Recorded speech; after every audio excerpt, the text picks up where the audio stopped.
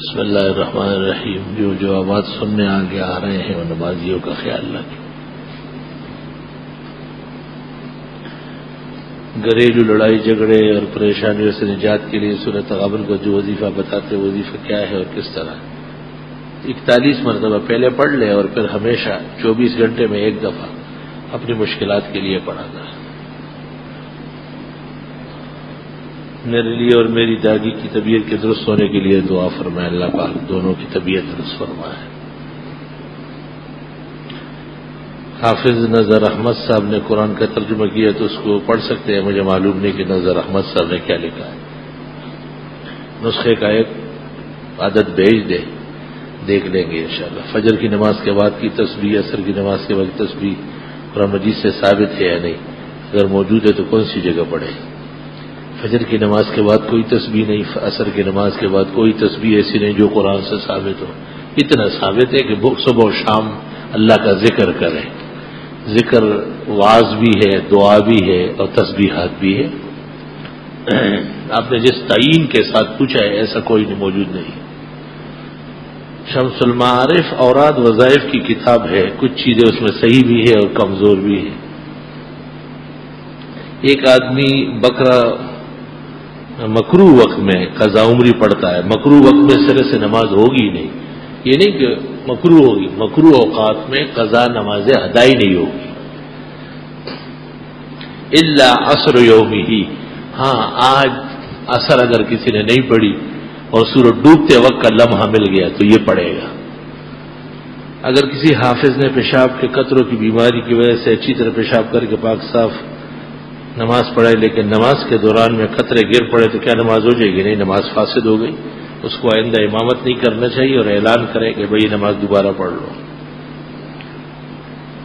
حضرت نے کون سی پگڑیاں پہنی ہیں اور بعض مرتبہ کون سی پگڑیاں؟ ہمارے الاحسن میں پگڑی پر مکمل مقالہ آیا ہے، وہ لے لو، اس کو پڑھو۔ سورہ غاشیہ میں الا من تولی وکفر دونوں لفظ غلط لکھے، تولا تولیہ کی طرح لکھا ہے اور کفر قفر قاف سے لکھا ہے، قابل اتنا بڑا ہے کونا کے غلچو خبر پار غچو۔ حال تو یہ ہے کہ کفر کی قافر قاف کے ساتھ لکھا ہے۔ توبہ، پہلے اپنا رسم الخط صحیح کر لو، یہاں بھیجنے کے لیے کسی انسان سے لکھوایا کرو۔ ہمارے جب قاری حضرات کے پیچھے بچے قرآن حفظ کراتے ہیں تو بچے گھر والے استاذ کو کپڑے پیسے وغیرہ دیتے ہیں، اگر لینا جائز ہے تو کس اعتبار سے؟ ہدایہ ہے، سوغات ہے۔ فتاوی بزازیہ میں لکھا ہے کہ بعض ملکوں میں رواج ہے کہ قاری صاحبان کو عیدی دیتے ہیں، فرمایا وہ بھی دینا چاہیے۔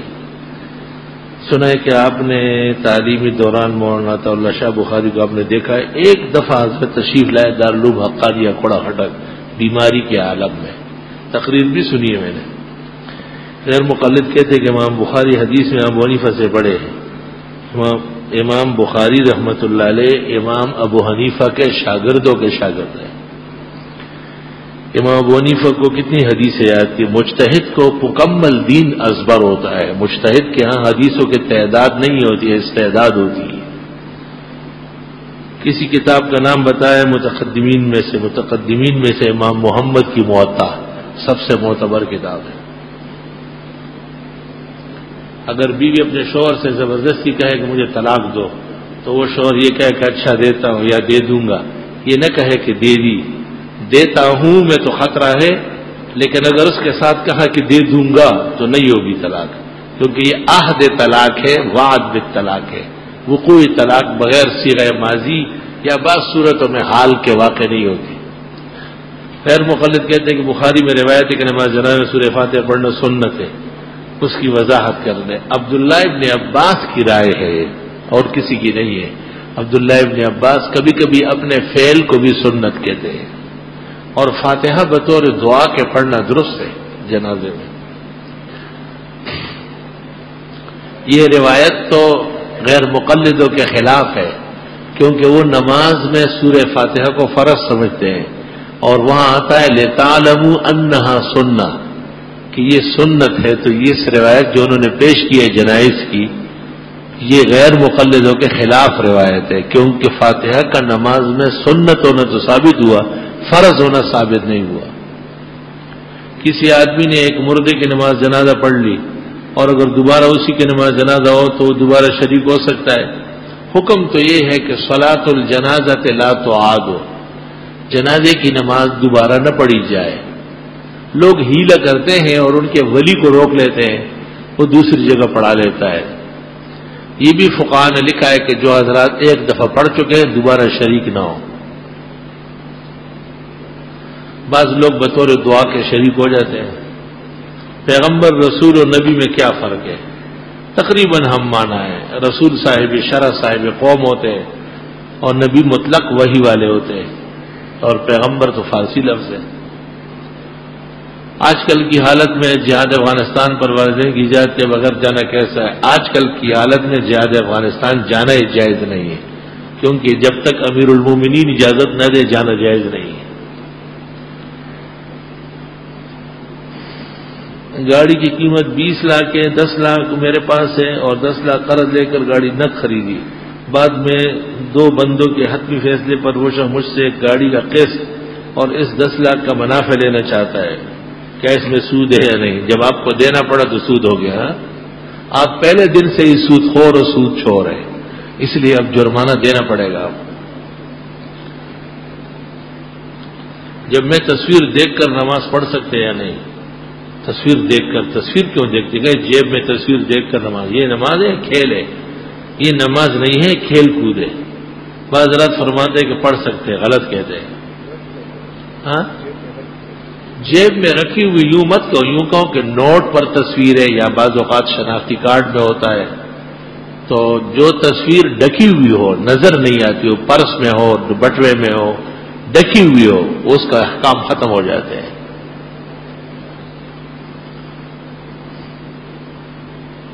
کرایہ دار نے مالک مکان کی اجازت کے بغیر جگہ دوسرے کرایہ دار کے حوالے کر دی۔ جواب، یہ درخواست ہے، کسی کے مکان بغیر اجازت کے آگے بڑھانا جائز نہیں ہے۔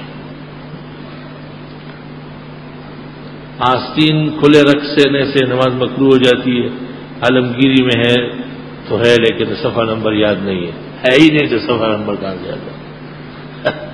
مطلقاً آستین اتنے بڑے ہونا کہ پورا ہاتھ ڈوب جائے ناپسندیدہ ہے، فتاوی ہندیہ میں بھی ہے اور شامی جلپان فصل فی اللباس میں ہے۔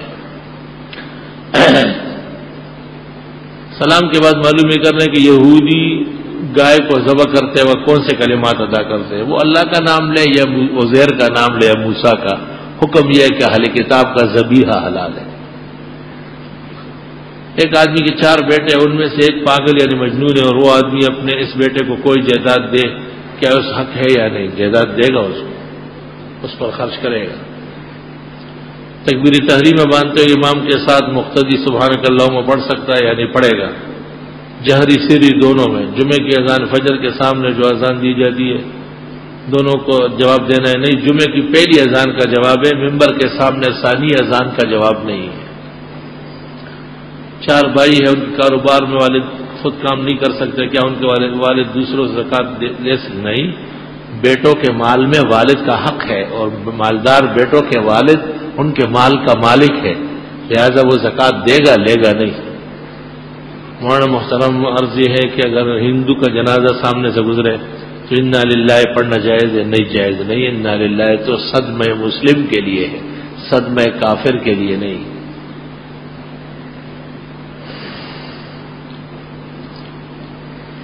آپ نے ایک رسالے میں روح المعانی کے حوالے سے لکھا ہے کہ نبی پر درود السلام پڑھنے کے لیے اللہ کی طرف نسبت ضروری ہے، لیکن تشہد میں السلام علیکم والنبی میں تو نسبت اللہ نہیں ہے۔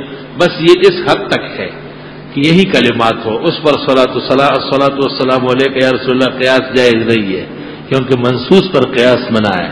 یہی الفاظ اسی طرح حکایت انشائیہ جسے علماء کہتے ہیں پڑھے جائیں گے۔ صلاۃ چاش میں 4 رکعت میں 2 رکعت پر بیٹھ کر التحیات قناذہ بنات تک پڑھنا چاہیے، اور 3 رکعت سبحان اللہ، یہ بہتر طریقہ ہے۔ کوئی بھی نفل نماز ہو تو پہلے قاعدے میں درود شریف پڑھ لے اور تیسری قاعدے میں ثنا پڑھ لے۔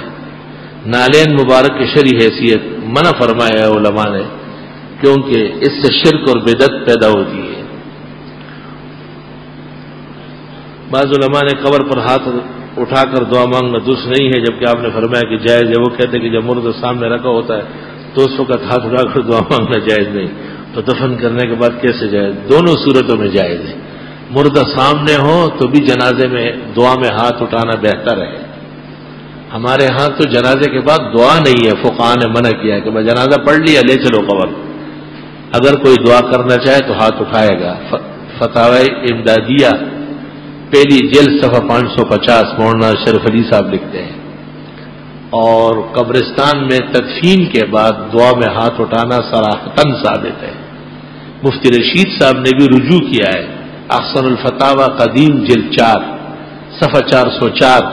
مفتی صاحب لکھتے ہیں بزرگوں کے ادب میں قبرستان میں تدفین کے بعد ہاتھ نہ اٹھانا لکھا تھا، اور اسی کو بدعت بھی کہا تھا کہ کوئی ہاتھ اٹھائے۔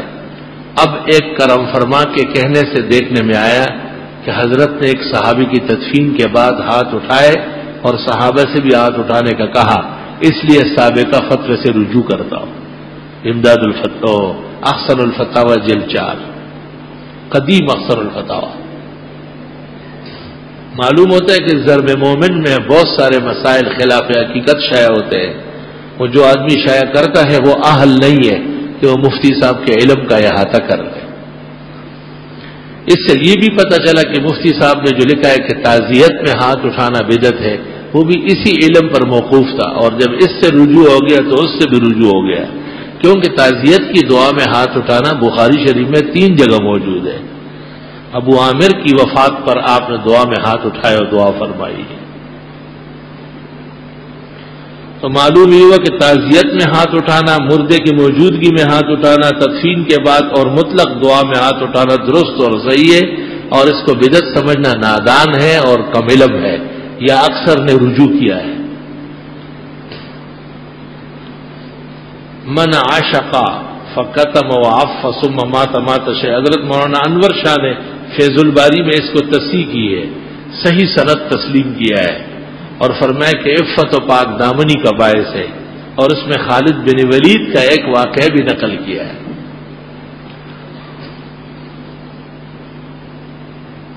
کیا قبر پر 2 اینٹ اونچی دیوار 4 طرف سے بنا سکتے ہیں، قطبہ پہچاننے کے لیے لگا سکتے ہیں۔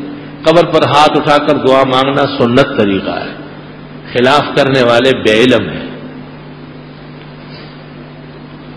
پگڑی کا سرا بہت لمبا رکھنا نامناسب ہے، آستین کی لمبائی کلائیوں تک کافی ہے، پائجامہ اتنا لمبا ہو کہ ٹخنے چھپا لے نامناسب ہے، منع فرمایا ہے مرد کے لیے۔ اللهم انت ربي لا اله الا انت عليك توكلت وانت رب العرش الكريم ما شاء الله وكان وما لم يشاء لم يكن لا حول ولا قوه الا بالله العلي العظيم وان الله على كل شيء قدير وان الله قد احاط بكل شيء علما اللهم اني اعوذ بك من شر نفسي ومن شر كل دابة انت آخذ من ناصيته ان ربي الى صراط مستقيم۔ یہ ابو درداء کی دعا ہے، اس کی تاثیر ہے کہ صبح یا شام کو پڑھی جائے کوئی حادثہ تکلیف مصیبت نہیں آئے گی، بہت اچھی و مبارک دعا ہے۔ اگر کوئی موبائل فون اپنے بھائی سے کہہ دے کہ مجھ پر 3 طلاق ہو کہ میں اپنے گاؤں نہیں جاؤں گا، یعنی مرد کہتا ہے کہ مجھ پر 3 طلاق، اس کو کوئی عورت طلاق دے گی یوں کھانیے دے گا، تو پھر میرے لیے کیا ہوگا؟ میں اگر میں کراچی میں ہوں تو میں کیا کروں؟ بہرحال یہ الفاظ آپ کے صاف نہیں ہیں کہ مرد طلاق کھانا چاہتا ہے یا طلاق دینا چاہتا ہے۔ اکثر لوگ کہتے ہیں کہ حضرت کی منزل معجزات ہے، بھیڑ میں سب سے اونچا، بھیڑ میں سب سے اونچا نظر آنا، سایہ نہ ہونا، آگے دیکھتے ہوئے پیچھے کا پتہ چل جانا، یہ 2 باتیں تو صحیح ہے کہ آپ ہمیشہ بلند نظر آتے تھے، اور یہ بھی کہ آپ کو نماز کے دوران پیچھے صفیں نظر آتی تھی لوگ، اور یہ مکاشفۃ مخصوصۃ بصلاتی لمحات میں شیخ عبدالحق نے لکھا ہے، صرف نماز تک مخصوص ہے، لیکن یہ کہ آپ کا سایہ نہ تھا یہ غلط ہے، بخاری کے حدیث میں آپ کا سایہ موجود رہا ہے۔ ایک ادارے میں کام کرتے ہیں، ادارے کے اندر 4-5 جگہوں پر لوگوں نے نماز کی جگہ بنائی ہے، نماز کے اوقات مختلف قرآن ادا کر تو جماعت بھی کراتے ہیں، اس طرح کئی جماعتیں ہوتی کہ ہر جماعت کے لیے اقامت ہر جماعت کی اقامت ہونا چاہیے۔ وطر کے بعد نفل شوال کے روزے کی حقیقت کیا ہے؟ وطروں کے بعد نفل منع ہے، شوال کے 6 روزے امام ابو حنیفہ کے نزدیک مکروہ ہے، صحیح حدیث سے ثابت نہیں ہے۔ جو روایات ہے وہ سب کے سب ان پر کلام ہے، ضعیف و موضوع ہے۔ کسی مسجد میں جماعت کی نماز ہو چکی ہے، کچھ لوگ بعد میں اچانک آ جائے اتفاقاً، تو وہ جماعت ثانی کر سکتے ہیں، جگہ سے ہٹ کر جہاں پہلی جماعت ہوئی ہے تکبیر کے ساتھ نماز پڑھ لیں۔ انسان کی قسمت پر اثر انداز ہوتے ہیں، نام کا اثر ہے، لکل لہ من اسم نصیب، ہر شخص کو نام سے حصہ ملتا ہے۔ جیسے فرحان ہے، فرحان کے معنی ہے عارضی خوشی، اس لیے عدنان اس کا صحیح نام ہے، عدنان۔ یہ ٹھیک ہے کہ ناموں کا بڑا اثر ہے۔ عقیقہ کے لیے نر بکرے کا ہونا ضروری ہے کہ ماں؟ دونوں کا جائز ہے، بہتر نر ہے۔ ایک دوست نے گریبان کا بٹن کھلا رکھنے کا پوچھا تو ہم نے کہا یہ سنت ہے۔ اس نے کہا میں نے پوچھا، کسی نے نہیں کہا کہ سنت جناب مفتی صاحب اس کو آسان لفظ میں کس دلیل سے سمجھائے؟ ترمذی شریف کے شمائل میں صفحہ 19 پر کتاب اللباس کے اندر حضرت صلی اللہ علیہ وسلم کا کھلا گریبان قرہ ابن عیاس رضی اللہ عنہ نے نقل کیا ہے، اور پھر وہ صحابی اور ان کا بیٹا گرمی ہو یا سردی کسی موسم میں بھی گریبان کھلا رکھتے تھے، کبھی بند نہیں کیا، اور گریبان کھلا میں ان کے جسم کے بال تک نظر آتے تھے۔ حضرت شیخ الحدیث لکھتے ہیں اللہ اکبر کہ ان بزرگوں کے عشق کی برکت سے آج یہ سنت موجود ہے۔ گریبان کھلا رکھنا مرد کے لیے، جبکہ فیشن وغیرہ کا ارادہ نہ ہو، سنت طریقہ ہے۔ بند گریبان کی کوئی دلیل نہیں ہے۔ بخاری شریف میں ہے کہ بند گریبان بخیل کی علامت ہے۔ اللہ تعالیٰ فرشتے اور انسانوں کے حضرت پر درود بھیجنے میں کیا فرق ہے؟ اللہ رحمت نازل فرماتے اور فرشتے بھی دعا کرتے ہیں اور انسان بھی کہ اللہ ہمارے پیغمبر کا درجہ بلند فرما۔ قضا عمری ہر نماز کے ساتھ جائز ہے۔ بچے اسکول میں بچے پڑھتے ہیں، اسکول میں اساتذہ کرسچن بھی گئے اور مسلمان بھی، وہاں بچوں کو پڑھانا کیسا ہے؟ مسلمان جہاں ہو وہاں پڑھواؤ، انگریزوں سے نہیں پڑھواؤ، وہ تو ویسے ہی بگڑتے چلے جا رہے ہیں۔ سماع موتا مختلفی ہے، یہ اختلاف صحابہ کے زمانے چلا آ رہے ہیں، نہیں بعض رات کہنے کہ مختلف ہی نہیں ہے، جو کہ بعض کہتے ہیں کہ نہیں مختلف ہی ہے، ایسا کہنے کا ٹھیک نہیں۔ گاؤں کے مسجد کا امام ہوں، علاقے کے لوگ کسی دشمنی کی وجہ سے میرے پسند نہیں کرتے، اپنے لیے میرے لیے امام مقرر کیے، حالانکہ میرے پردادا سے لے کر مجھ تک امامتی کا انجام دے رہے ہیں، ساتھ ہی ان کے غم اور خوشی کے موقع پر بھی ان کا ساتھ دے رہے ہیں، اور اب مجھے ان کے ساتھ کیا کرنا چاہیے؟ بس آپ دور بیٹھ جائیں، تماشا دیکھتے رہیں۔ اگر آپ امامتی کے اہل ہوتے تو آپ کو ہٹا سکتے تھے، وہ نا اہل ہے اس لیے ہٹائے گئے۔ ضروری نہیں کہ آپ کا باپ دادا امام تھا تو آپ بھی امام ہو۔ کسی کا باپ دادا گونگا ہو تو پوتا بھی گونگا ہوگا کیا؟ وہ چور ہو تو یہ بھی چوریاں کرتا رہے گا۔ ان میں اہلیت تھی، کوئی ان کو ہلا نہیں سکتا تھا۔ تم نا اہل ہو، خود اپنے خلاف پراپیگنڈے کر کے امامت سے معزول ہو چکے ہیں۔ جس مسجد میں شرکیات کے کلمات درج ہو وہاں نماز نہ پڑھنا بہتر ہے۔ ترمذی شریف جلد اول صفحہ 50۔ بدعتی کی مسجد میں نماز نہ پڑھنا بہتر ہے۔ 2 رکعت نکل جانے کے صورت میں قاعدہ اول میں شامل ہوا، جیسے ہی بیٹھا امام تیسری رکعت کے لیے کھڑا ہو گیا تو ہمیں امام کے ساتھ کھڑا ہونا ہے، جی ہاں، تحیات نہیں پڑھنی ہے۔ ایک بیان میں اپنی بات فرمائی کہ نماز فجر اثر کے بعد حضرت مڑ کر بیٹھتے تھے، صحابہ کی خواہش ہوتی کہ وہ ہمارے عرف دیکھے، آپ نے اس کی وجہ یہ بتائی کہ وہ دوبارہ بتا دیں۔ حضرت صلی اللہ علیہ وسلم سے نمازوں کے بعد، جن نمازوں کے بعد سنتیں نہیں ہیں، مڑ کر کے بیٹھنا ثابت ہے، بخاری میں موجود ہے۔ یستقبلنا بوجوہنا، آپ ہمارے چہروں کی طرف مڑ جاتے تھے، کبھی دائیں کبھی بائیں، اکثر بائیں طرف، کیونکہ محراب سے حضرت صلی اللہ علیہ وسلم کا گھر بائیں طرف ہے۔ ظہر کی 4 سنتیں فرض سے پہلے نہ پڑھے تو فرضوں کے بعد پہلے 4 پھر 2 پہلے پھر 4، یہ ٹھیک نہیں ہے۔ حضرت نے تینوں طریقے سے زیادہ تر کیا بنایا، پہلے 4 پھر 2۔ عالمگیری جلد اول صفحہ 112۔ مفتابی کھولی، میزان اسلامی بینک نہیں ہے، سود کا اڈا ہے۔ الفلاح کا بھی یہی حال ہے اور البرہ کا بھی۔ کسی بھی مولوی کا اس کی سرپرستی میں ہونا حرام کو حلال کرنے کی کوشش ہے، جو حرام نہ جائے گا۔ فجر کی نماز با جماعت پڑھی، کیا اشراق کی نماز گھر جانے کے بعد پڑھ سکتے ہیں؟ پڑھ سکتے ہیں۔ مسجد میں بیٹھنا انتظار کرنا اولا ہے، ضروری نہیں۔ غسل کے بعد بدن تولیے سے پوچھنا جائز ہے۔ قد قامت سے صلاح پر آدمی کھڑا ہو یا اقامت کے شروع میں کھڑا ہو، کیونکہ قد قامت صلاح پہ کھڑا ہونا بدعتیوں کی مشابہت ہے۔ اس لیے ترک کرنا ضروری ہے۔ گھر کے اندر فضائل اعمال کی تعلیم کرنا، محلے والی عورتوں کے اجتماع کی صورت میں پردے کے ساتھ، یا عورت پڑھے یا آپ پھر پردے کے ساتھ پڑھے۔ عورتوں کے بیچ میں شادولہ کا بیٹھنا جائز نہیں ہے۔ پوچھنا ہے کہ ہمارے گھر کے کمرے میں خانہ کعبہ میں نبی کی تصویریں ہیں، ان کے کوئی احکام نہیں ہے، قصدن بے ادبی نہ کریں، باقی ان کے کچھ احکام نہیں ہے۔ علاقے میں آغا خانیوں کی کثرت ہے، کبھی کبھی ان کے ساتھ دین کے بارے میں بات ہوتی ہے، ان کی حقیقت کے بارے میں کوئی کتاب، آغا خانیت کیا ہے، مستقل کتابیں لکھی گئی ہے، وہ آپ پڑھ لیں۔ اس واقعے میں کتنی حقیقت ہے کہ آپ نے اپنے لعاب دہن حضرت سیدنا شیخ عبد القادر کے منہ میں ڈالا ہے۔